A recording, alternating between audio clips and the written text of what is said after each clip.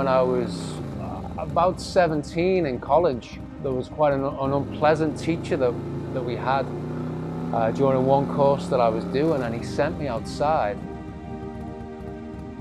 Really hated me because I could never answer his questions. I wasn't an enthusiastic student.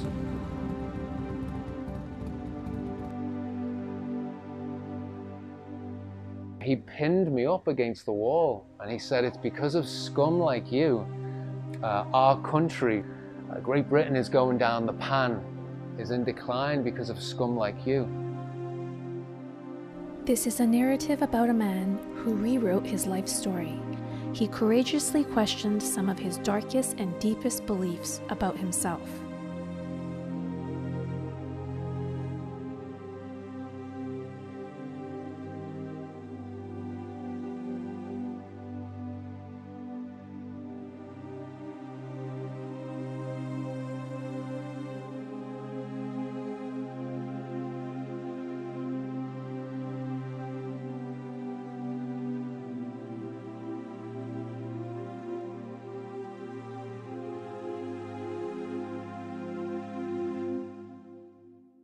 And I just remember being so shocked. I was just this very naive 17-year-old kid. I wasn't a bad kid.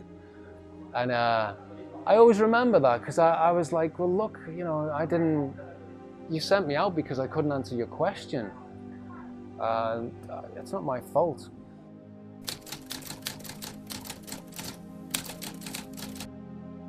I have a reading comprehension problem, which plagued me throughout my entire childhood.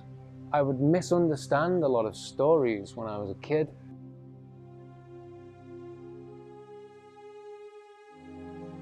It's hard for me to read. Sometimes the words move a little bit. If I'm reading an example, "do not open the door," my eyes might miss the word "not." So I would avoid reading like the plague. I would never want to talk about it or discuss it.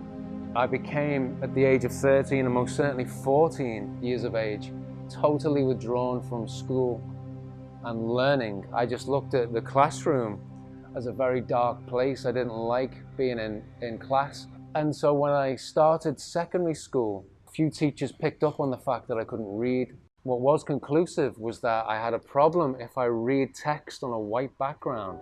That's why now I change the background color, and it means that I can then focus and my comprehension is much better. But it wasn't until the age of 22 that I read my first book. I'd never read a book before then.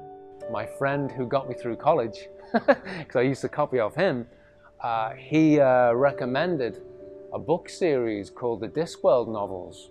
I really respected him. He'd got me through college, so I thought, okay, I'll give this book a go. And I started reading these wonderful books. When I was younger, I looked at not being able to read and having reading comprehension difficulties and avoiding any form of literature as that is my weakness, and I'll always avoid it for the rest of my life. Only when I got into my when I became 30, 31, I realized that when you're weak at something, it can be the greatest thing that ever happens to you.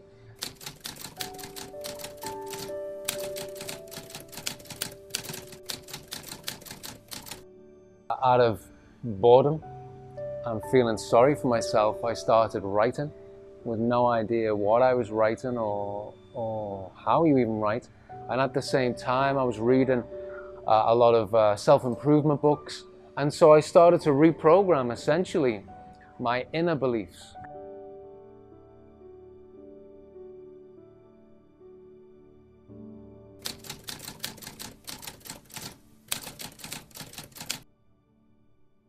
Once I'd written that book and realized, all these stigmas that I had inside my subconscious mind, that I was stupid, that I was slow, that I would never do anything cool with my life.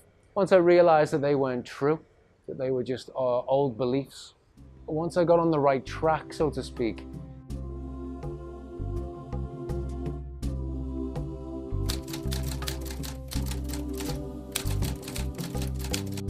I can now look back and be very grateful for the fact that I struggle to read, because now when I can't do something, it will not stop me. I now look at those days when I would basically throw a book away and no way do I want to read that, and I would give up.